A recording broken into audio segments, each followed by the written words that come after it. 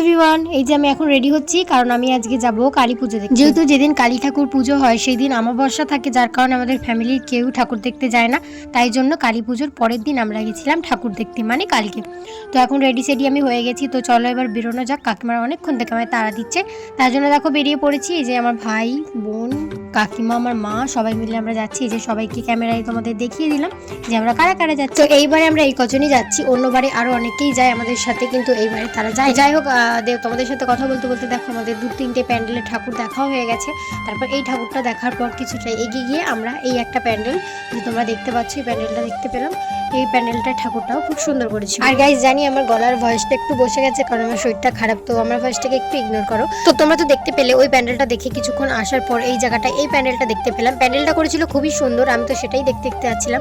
আর ভেতরে দেখো পুরো লাইটিং এর খেলা, আর অনেক সুন্দর করেছিল পুরো প্যান্ডেলটা। আর সত্যি বলতে এই প্যান্ডেলটা ছিল অনেকটা ইউনিক, জলের ভেতরে একটা থিম তুলে ধরেছিল, আর এখানকার ঠাকুরটাও ছিল খুবই সুন্দর। তারপর আমি ভাবছি যে ওপরে এই জিনিসগুলো যে চিকচিক করছে এগুলো কি, তারপরে সামনে থেকে ভালো করে দেখিয়ে দেখো পেপারের মধ্যে জল ভরে ওই জিনিসটা তৈরি করেছে। তারপরে বেরিয়ে এলাম, এসেই দেখি বাইরের থিমটাও বেশ ভালো লাগছে। দেখো ওই দিকে দেখতে পাচ্ছ পাহাড়ের উপর থেকে ঝর্ণার জল পড়ছে, দেখো। আর জলের মধ্যে আবার কুমির ছিল, অনেক কিছু মাছ ছিল, বেশ ভালো লাগছিল দেখতে। আর তারপরে এখানে সাইডে দেখো ডান্স পারফরমেন্স হচ্ছিল, সেটাও একটু। তারপরে সাইডে যেহেতু মেলা বসেছিল, মেলা দেখতে এসে এই যে আমার এই দুই বান্ধবীর সাথে দেখা হয়ে যায়, তো ওদেরকে একটু ভিডিওতে নিয়ে নিই। তারপরে ভালো করে মেলাটা ঘুরলাম, ঘুরে টুরে আমরা আবারও নতুন প্যান্ডেলের ঠাকুর দেখার জন্য সবাই মিলে একসাথে রওনা দিয়ে দিই। আর এখানে যেতে যেতে দেখো আমাদের যে বাগনান থানা আছে ওইখানে একটা ঠাকুর হয়েছিল। এই যে প্যান্ডেলটা দেখো পুরো ফুল দিয়ে খুব সুন্দরভাবে প্যান্ডেল করেছিল, আর পাশেই দেখো থানা, এই যে আমাদের বাগনান থানা। আর এই যে ঠাকুরটা খুব সুন্দর লাগছিল দেখতে। তো তারপরে ওই ঠাকুরটা দেখার পর আমরা আবারও সামনে একটা প্যান্ডেল দেখতে পাই।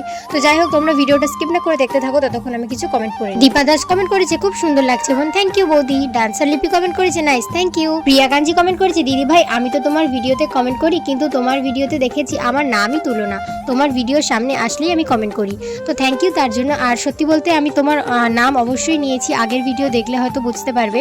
আর দ্বিতীয় কথা, আমি দুর্গাপুজোর উপলক্ষে যেহেতু ছোট ছোট ভিডিও বানিয়েছিলাম, তার কারণে কারোরই কমেন্ট তুলে ধরিনি, তাই তোমার কমেন্টগুলো তুলে ধরা হয়নি। তো যাই হোক, কমেন্ট করার জন্য অনেক থ্যাংক ইউ। আর যাদের যাদের নাম সত্যিই আমি তুলে ধরিনি তারাও এইভাবে আমায় কমেন্ট করো, যাতে নেক্সট ভিডিওতে তোমাদের নাম সহ তোমাদের কমেন্টটা আমি তুলে ধরতে পারি। তো দেখো তোমাদের সাথে কথা বলতে বলতে আমাদের কতগুলো ঠাকুর দেখা হয়ে গেল।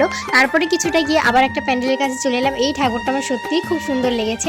আর তারপরে আমাদের এই বাস স্ট্যান্ডের এখানে একটা ঠাকুর হয়েছিল, এই ঠাকুরটা দেখতে গিয়ে বলো না, ভিডিও করতে গিয়ে একটা অটোর সামনে থেকে এসে প্রায় আমার হাতেই মানে ধাক্কা মেরে দিয়েছিল। যাক, ভগবানের কৃপায় কিছু হয়নি।